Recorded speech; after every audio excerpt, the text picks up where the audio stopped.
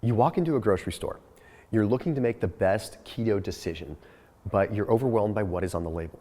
Okay, so this is going to be a beginner's guide to what to look for on a keto label. Now, full disclaimer, if I wanted to really break down what was on a keto label, it would have to be a 60-minute video. But I want to give you the big standouts so that you can look at a label and say, hey, wait a minute, I see this ingredient that Thomas talked about, so I'm going to just put it back. Okay, I want you to stay in the safe zone, not into the no-fly zone. So we're going to have some fun with this. Hey, I do want to make sure you hit that red subscribe button, hit that little bell icon, as we have new videos coming out just about every single day. So if you're not getting a notification every single day, then that means that you're not turning on the right notifications. So hit that bell button, turn on notifications so you never, ever, ever miss an amazing piece of content that we're putting out. After this video, please do check out Thrive Market too.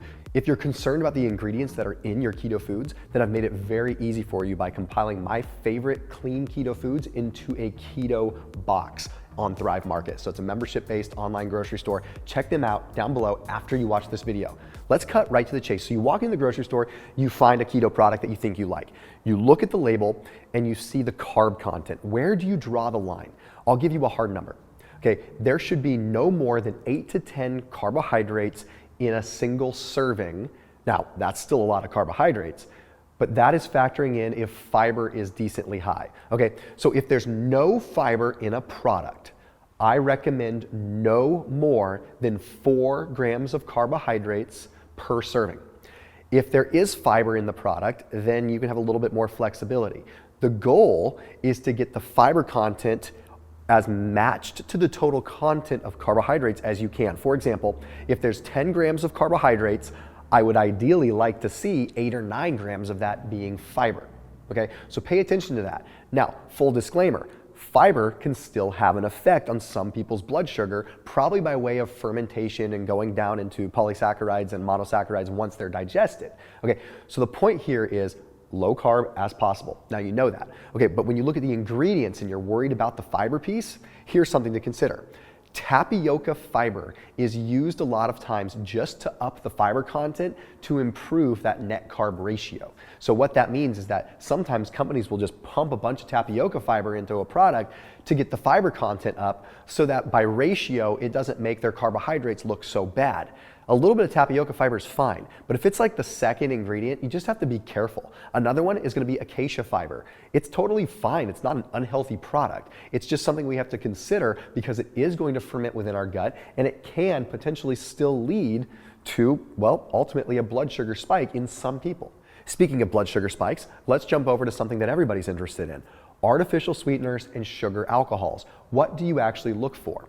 In general, anything that ends in OL you want to be careful of, with the exception of erythritol. Okay, so we've got things like maltitol, we've got sorbitol, we've got mannitol, we even have xylitol that you want to be careful of. So OL means out of luck. That's the kind of term that I would give it, okay? Erythritol is a bit of an exception because it's fermented in a slightly different way. You still want to be a little bit careful with erythritol and not have it too much. But let's talk about the actual artificial sweeteners for a second.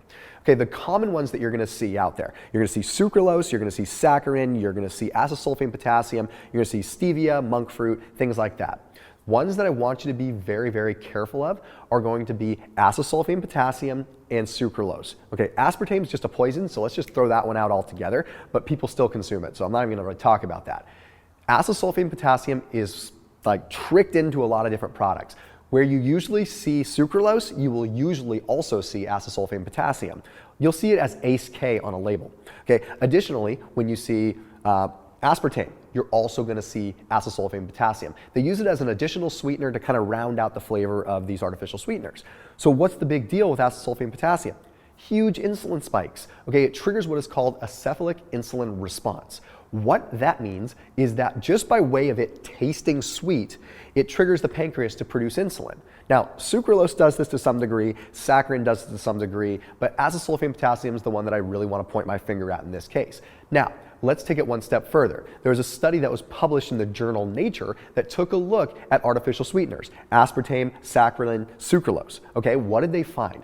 They found that when they gave these artificial sweeteners to mice, that the mice would develop glucose intolerance. Whoa, shoot, what does that mean? That means that this so-called free food isn't really a free food after all. It still triggered glucose intolerance as if these mice had had a bunch of sugar. That's a bummer, like what the heck? Well, here's where it gets even crazier. They took the bacteria from the mice that were fed artificial sweeteners, okay? They took the bacteria out of their gut and they put it into mice that did not have the artificial sweeteners. Guess what happened? Those mice developed glucose intolerance as well, just by receiving the gut bacteria from the mice that consumed artificial sweeteners. That's what is so scary here. Okay, so the ones we have to watch out for: sucralose, acesulfame, potassium. Stevia is okay, allulose is okay, erythritol is okay, monk fruit is okay. You just don't want to go highly, highly concentrated monk fruit because it can have a laxative-like effect, which some people like. Okay, let's talk fats for a second, because obviously fats are a very important piece of the ketogenic lifestyle. But when you're looking at most labels, you're not going to see the right fats listed. Here's what I mean by that. When you're getting your fats should be coming from whole sources. And what I simply mean is that you should go and know what fat you are putting in your body. You go to the oil section, you grab some olive oil, you grab some avocado oil, you grab your oils and you cherry pick the ones that you want. So when you're looking at foods that actually have a nutrition panel where you really have to read the label, you're only gonna see a small handful of fats that are used. You don't typically look on like a processed food and see olive oil or avocado oil or fish oil or something like that, right? Right, you see things like hydrogenated fats. You see palm kernel oil, things like that. So what do you want to stay away from? I would say you want to stay away from palm kernel oil. You want to stay away from any vegetable oil, any soybean oil, and any canola oil. You do not need these on a keto diet. In fact, they are going to backfire on you a little bit here and there. It's not going to hurt you, but generally, if you see that on the label, put that sucker back. What do you want to see on that label? You want to see coconut oil, you want to see MCT oil, you would want to see, in the case of palm oil, red palm oil, which is sustainable and has a higher degree of stearic acid, which is a higher, longer carbon chain fat that's good for you in terms of the saturated fats. But really, again, you're not going to see the good, healthy oils, right? Now, there are some products like Primal Kitchen, like good quality mayo, that is going to have avocado oil in the mayonnaise. So you might see that on a label. The point is, if you do see olive oil and avocado oil and good polyunsaturated and monounsaturated fats, heck yes, go for it. But you're typically not going to see that. Okay, let's talk about some interesting binders that you should just be careful of. Don't necessarily have to put this product back, but be aware of it. If you randomly see whey protein concentrate thrown into an ingredient list, you might want to consider what the heck they're doing. Because usually they'll put that as a binder or they'll put it as some sort of filler, or worse, they're trying to spike the protein content of their food in a cheap way. So we have to be really considerate of that. Whey protein isolate is a different story. That is clean protein that is isolated from the whey. Whey has all these different components to it that can be very inflammatory. That being said, there are some products that will use whey protein concentrate for the lactoferrin bind and the chelation effect. If you're a science nerd, then you understand that, but that's not what we're talking about here. Whey protein concentrate randomly mixed into a random product like a salad dressing, put it back. Here's a weird one for you. How many times have you seen something on the shelf that says high in folic acid or rich in B vitamins? Well, guess what? Food marketing at its best. Folic acid is not the natural folate that we want. Okay, folic acid is disguised as B9, but it's really not. You see, natural folates like B9, we're going to get from vegetables, and those are critical for metabolic function, critical for proper glucose metabolism.